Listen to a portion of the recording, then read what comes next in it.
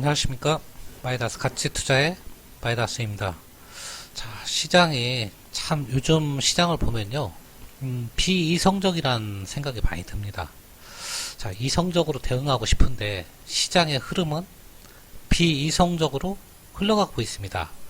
이런 때 이제 투자하시는 분이라면 잠시 자기도 그 비이성적 흐름에 같이 따라가게 되는 그런 오를 범할 수가 있는데요. 이렇게 비이성적이라도요, 시장에 다시 이성을 찾는 게 시장의 섭리고 특징입니다. 자, 너무 수익률을 쫓다 보면 한 번의 실수로 나락으로 떨어질 수 있는 시장이 지금 시장이다. 왜 그러냐 하면 지금요, 호재 악재 구분이 없어요. 호재가 악재로 둔갑하고 악재가 호재로 둔갑합니다. 누가 둔갑시키는지는 모르지만 그러한 세력이 시장에 있습니다. 자, 그럴 때 물론 그 호재 악재 둔갑이 사이에서 교묘하게 잘 투자를 할 수 있는 분이라면 큰 수익을 낼 수도 있는데요. 하지만 거기서 한치라도 실수가 있다면 큰 나락으로 떨어질 수 있는 시장이다.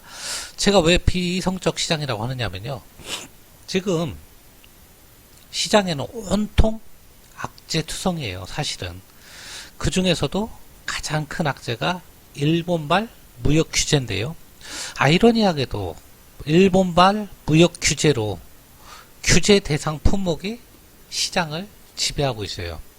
제가 여러 번 좀 언급을 해드렸는데, 일본의 보복 품목, 불산가스라든가 에칭가스라든가 포토레지스트라든가 이런 규제 대상 국내 업체들이 급등을 하고 있고요.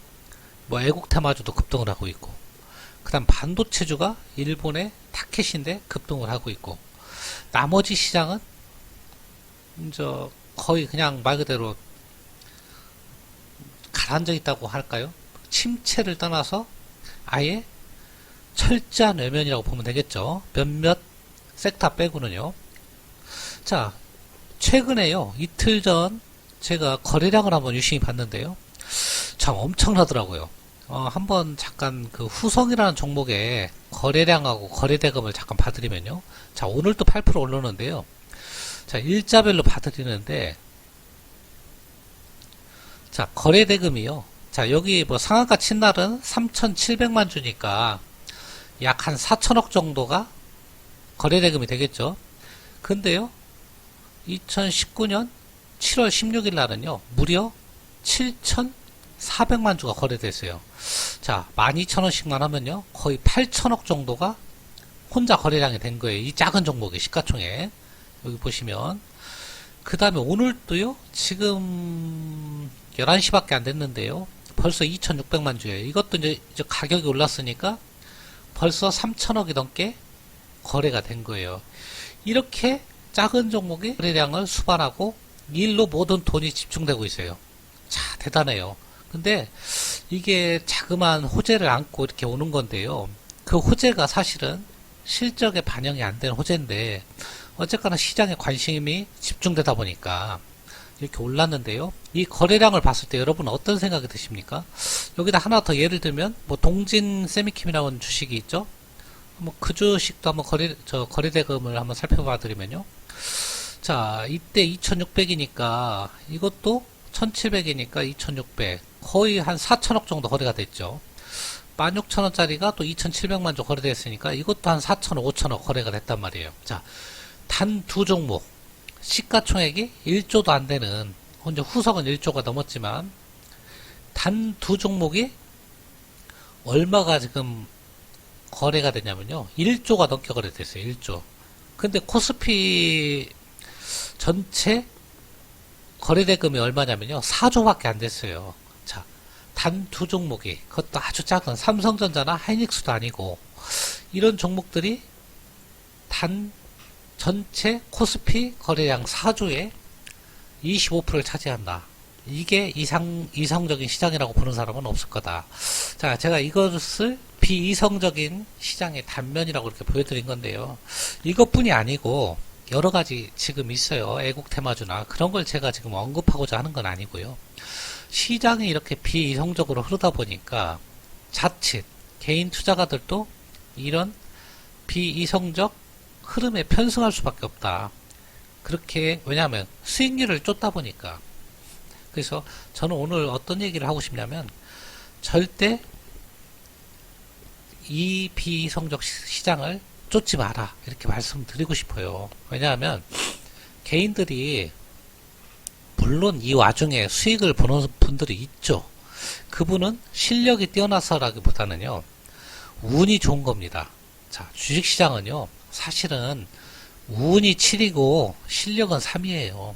아무리 뛰어난 데이트레이더고 뭐 방송에 나오는 전문가라고 하더라도요 사실은 운이 그 사람한테 7이 따른 거고요. 물론 그 사람의 능력도 한 3은 포함이 된 거예요. 그래서 운이 따르지 않으면 어떠한 실력을 갖췄더라도 이길 수가 없는 거예요. 그러니까 운에 맡긴 투자를 하지 말자는 거고요. 이런 때는 그냥 지켜보는 게 상책이다. 그 말씀을 먼저 드리고요. 제가 얘기가 엉뚱으로 빠졌는데요. 자, 위험한 시장. 참 비이성적 시장인데요. 그리고 지저분한 시장이기도 해요. 왜 그러냐면 가는 종목만 철저하게 가고 빠지는 종목은 철저하게 외면되는데요.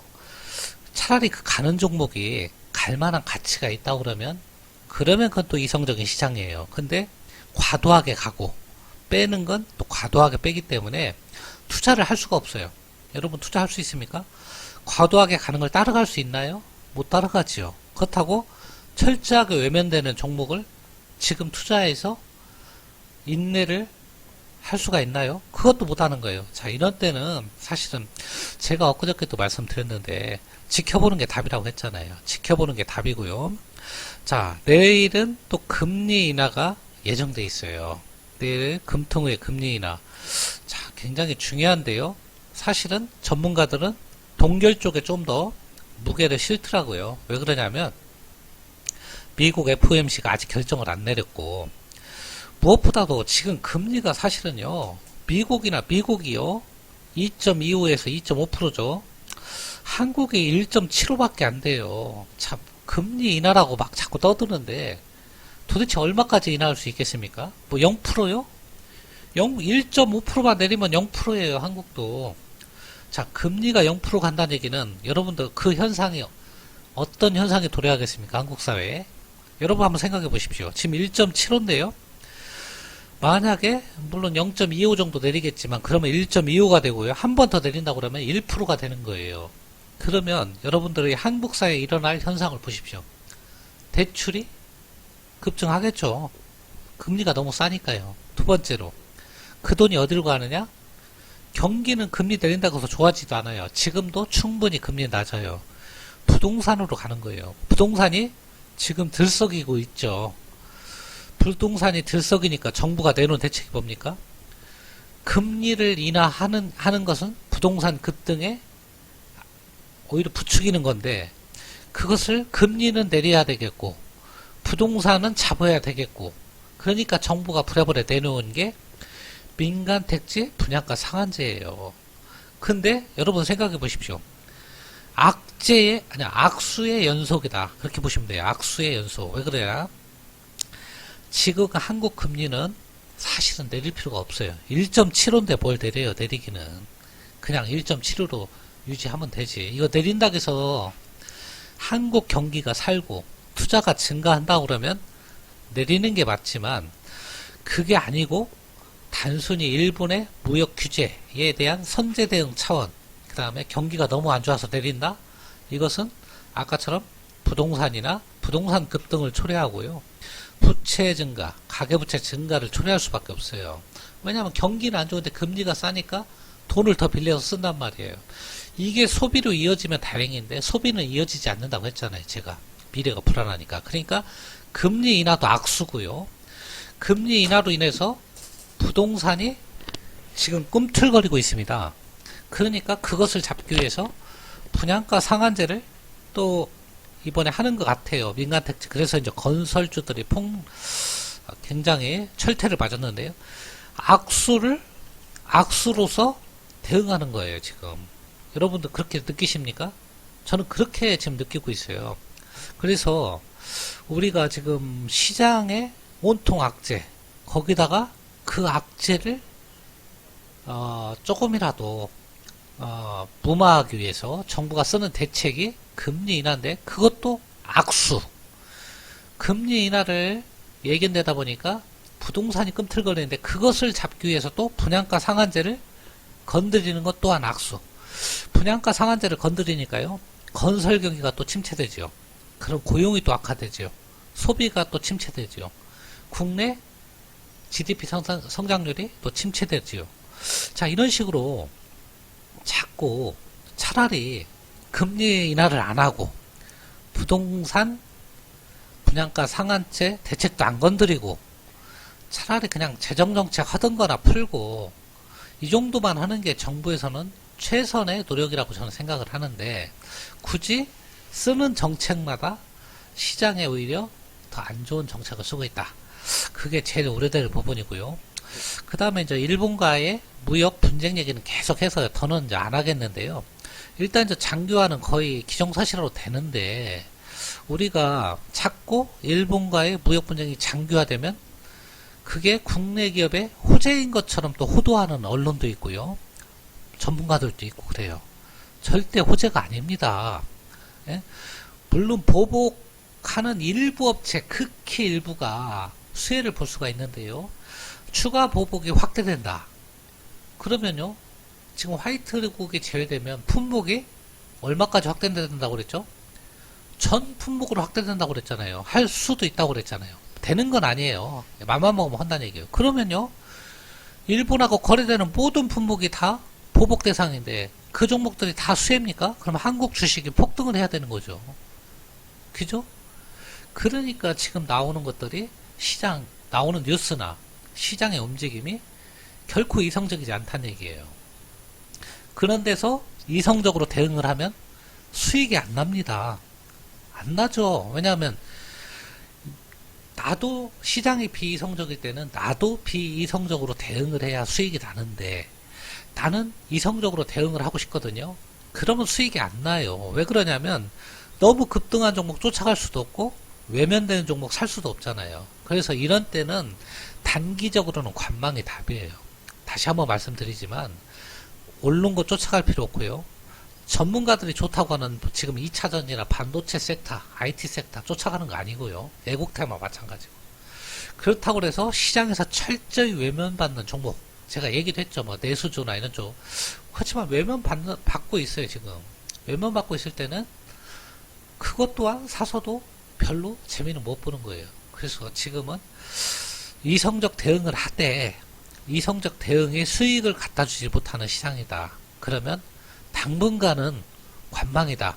관망하기가 너무 어렵다고 그러면 최소한 일본 참여선거가 끝나는 21일 그때까지만이라도, 이번 주 아니면 다음 주 초반까지만이라도 매매를 자제하는 게 좀 좋지 않느냐, 그런 생각이 듭니다. 미국도요, 불안불안해요. 트럼프가 또 중국의 강경 대응을 또 얘기하고 있고요. 남북 관계는요, 하나의 진전도 없어요. 거기다가 한국의 GDP 성장률은 이제 1%대까지 낮췄어요, 사실은 지금. 근데 일본의 보복 조치가 계속 확대되면 그건 이제 기정사실화되는 거죠, 1%대로. 그러면 주식시장이 상승할 일이 없잖아요.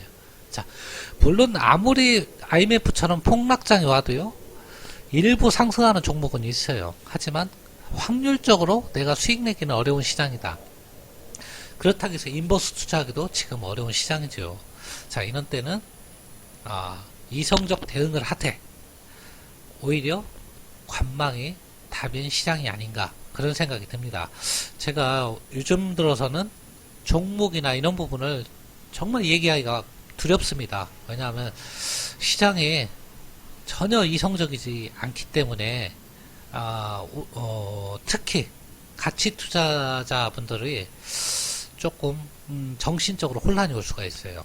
왜냐하면 나는 가치 있다고 생각하는데 시장은 그 종목을 전혀 알아주지가 않고 오히려 철저히 외면하기 때문에 이런 때는요, 같이 외면할 수밖에 없어요.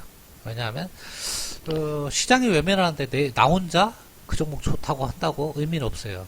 제가 가지고 있는 주식 팔라는 얘기 절대 아닙니다. 가치 종목을 가지고 있다 그러면 팔 필요는 전혀 없어요. 지금에 와서. 하지만 신규로 진입하거나 이런 부분은 지금은 절대 신중을 기해야 할 때다. 그 말씀을 드리고자 합니다. 자, 두서없는 내용이었지만 요즘 시장을 보고 있느라니 참 답답해서 시황 대신 간단히 투자에 대한 의견을 드리고자 하는 차원에서 오늘 말씀을 드리게 됐습니다. 자, 끝까지 들어주셔서 대단히 감사합니다.